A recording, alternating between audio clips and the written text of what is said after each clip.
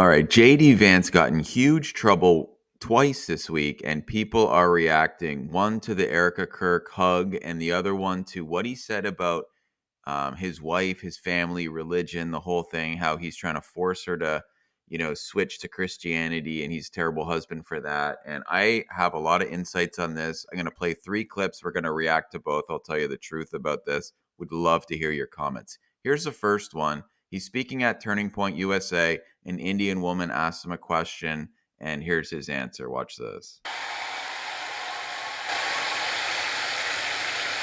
Now, you asked a personal question about our interfaith household, and yes, my wife did not grow up Christian. I think it's fair to say that she grew up in a Hindu family, but not in a particularly religious family in either direction. In fact, when I met my wife, we were both, I would consider myself an agnostic or an atheist, and that's what I think she would have considered herself as well. You know, everybody has to come to their own arrangement here. The way that we've come to our arrangement is she's my best friend. We talk to each other about this stuff. So we've decided to raise our kids Christian. Our two oldest kids who go to school, they go to a Christian school. Our 8-year-old did his first communion about a year ago. That's the way that we have come to our arrangement. But thank you. My 8-year-old was also very proud of his first communion. Thank you, guys. I'll tell him that Old Miss wishes him the best. But I think everybody has to have this own conversation when you're in a marriage. I mean, it's true for friends of mine who are in Protestant and Catholic marriages, friends of mine who are in, atheist and Christian marriages. You just got to talk to the only advice I can give is you just got to talk to the person that God has put you with, and you've got to make those decisions as a family unit. For us, it works out. Now, most Sundays, Usha will come with me to church. As I've told her and I've said publicly, and I'll say now in front of 10,000 of my closest friends, do I hope eventually that she is somehow moved by the same thing that I was moved in by church? Yeah, I honestly do wish that, because I believe in the Christian gospel, and I hope eventually my wife comes to see it the same way. But if she doesn't, then God says everybody has free will, and so that doesn't cause a problem for me. That's something you work out with your friends, with your family, with the person that you love. Again, one of the most important Christian principles is that you respect free will. Usha's closer to the priests who baptized me than maybe I am. They talk about this stuff.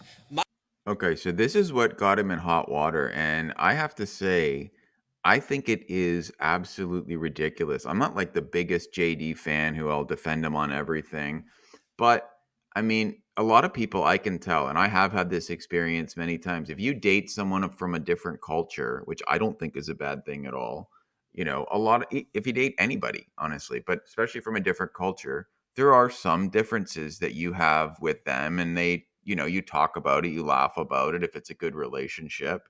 And that's what he's saying. Now, he's about my age, so he grew up in a time where no one really talked that much about religion growing up, and it was like most people were from kind of Christian background culture where you celebrate Christmas and stuff, but like especially from Canada, but I think even where he's from, you're not quoting Bible verses to each other all the time. And he's just saying him and his wife met in school, they grew up mainly secular, weren't really talking about this. Now, I would say probably for political reasons, he's gone more into the like hardcore Christian thing because there's a big voting block there. That's my guess.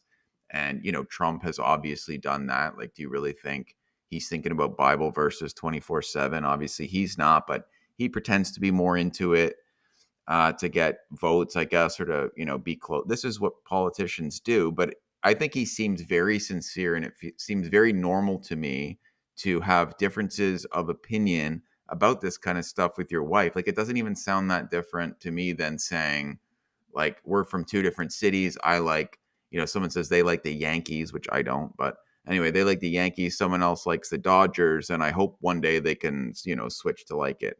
I get it. Religion's more important, but he seems so friendly about it, and it's probably not like a big deal in their marriage at all. So he is probably playing it up a bit to the crowd, but also, like, what's the big deal? He hopes to some degree, obviously he's not pressuring her much to like join in so they can be one unit with Christian. She may hope the same thing. It doesn't sound like it's causing a lot of strife. So I think that's crazy. Now, the next clip I want to play, Watch this. And, Erika Kirk, she lost her husband in brutal fashion. We all know what happened. Now, watch this. This happens around the same time. And this is going crazy. And I have more to say about this. I am tremendously blessed and honored tonight to be able to introduce to you a very, very dear friend and his wife. They are incredible. And I see no one will ever replace my husband. No. But I do see some similarities of my husband in JD and Vice President JD Vance. I do. And that's why I'm so blessed to be able to introduce him tonight, because he understands the fight that we're up against, and he can articulate that in a way that transcends race, that transcends demographic backgrounds. He's an amazing man. I am tremendous. And then they show, she says that they show the hug. I mean, honestly, I have to be honest. I didn't think I was going to get into this because, like a grieving widow, she loses her husband. I feel terrible for her, for the kids. But there is something, like, if I'm being honest, that I think a lot of us feel is there's something very odd about that. She had sort of a weird hug with Trump, but he's an old guy. Even Jesse Waters, Fox News, they just put up a clip. You should search it on YouTube, like Erika Kirk, Jesse Waters. The thumbnail they choose is like a weird, awkward hug. And then this, with their fingers in his hair, and like, no one's going to replace my husband, but like JD. And then, I mean, honestly, I feel worse for JD on this one than the other one, because on my guess is this was what would be ad making his wife more upset than his Blessed and Christian honored comments. Like, look at this at the tonight to be able bottom, to introduce to you. you know, and I'm sure she feels bad too. But like, look at the still here, right? Like, he's got his hands on her waist, the hair. I mean, you see the whole thing, and she's so positive, doesn't mention her name. I mean, that might not be a big deal, but this image here, I would guess would bother JD's wife more than, uh, his friendly sort of remarks about the religion stuff, which I bet both of them honestly don't care that much about. I bet this is more embarrassing to her. And when you couple the two, like, she's lost her husband, he reminds her of that. He wants a Christian wife. To some degree, it sounds like that, even though his marriage is probably fine.